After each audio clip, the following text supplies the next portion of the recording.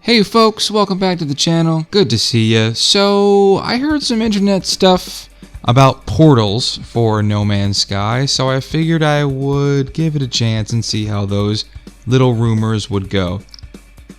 Well, it turns out it's right. So, in my first try with this, I sort of followed the instructions of a couple of folks to see kind of how this would go on kind of deciding the path toward a portal. So I sort of incidentally just kind of fell onto this planet when traveling between this moon, rather. This is actually just a really small moon, actually. You'll see just how small here in a little bit, but the idea is that you want to find a big monolith like this. Now, I'm not exactly sure how this kind of monolith plays into the whole thing, because there's different types of monoliths and you'll see a couple of different ones, but predominantly the monolith that you just saw is the one I see a lot. Now, you're going to want to first off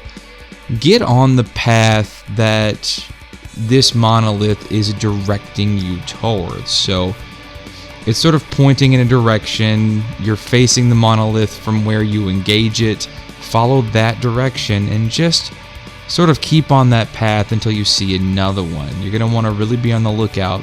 They're not terribly tough to see, especially if you're sort of traveling moderately fast, but they're not hard to overlook once you've sort of gotten kind of complacent in your travels, and it could be upwards of a few minutes or more depending on the size of the planet that you're on until you get to your next one. So, and also you'll probably tend to easily get sidetracked, so I decided to just keep my ship just on the straight and narrow, only kind of looking side to side in my cockpit, not really changing much of a course. There was actually a couple of times that I just thought I got off track, just landing and picking back up again.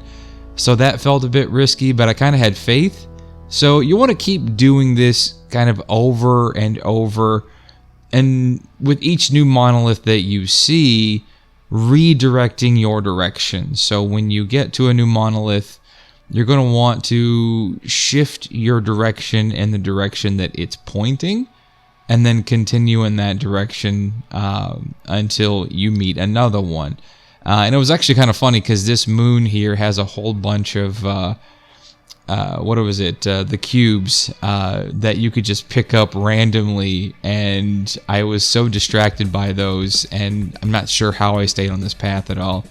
Really a miracle, but between those and fighting sentinels, it was just kind of a fun planet to be on. I'm still on that planet, kind of hoping to maybe comb through to see if maybe somebody's got some direction on these, because you'll notice here that with some of these monoliths, there's 3 answers, and one is just a plain wrong answer, one just kind of appeases things, and the third one does this, where it sort of shoots the star in the sky, the pad sort of rotates and sort of redirects itself. You'll look and see that it's different now.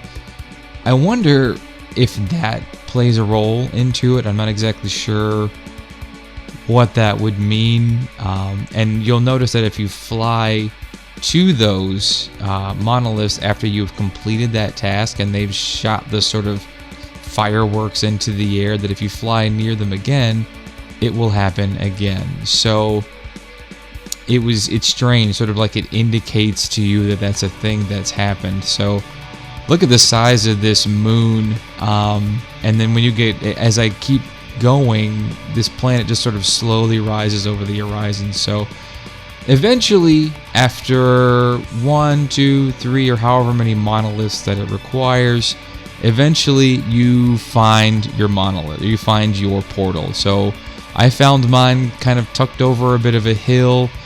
I got there and yep, it's inactive. So that's sort of the next thing, is figuring out if these can be active at all, or are we waiting for whoever is doing the next big thing. So like and subscribe if you found this informative, and of course, see you next time.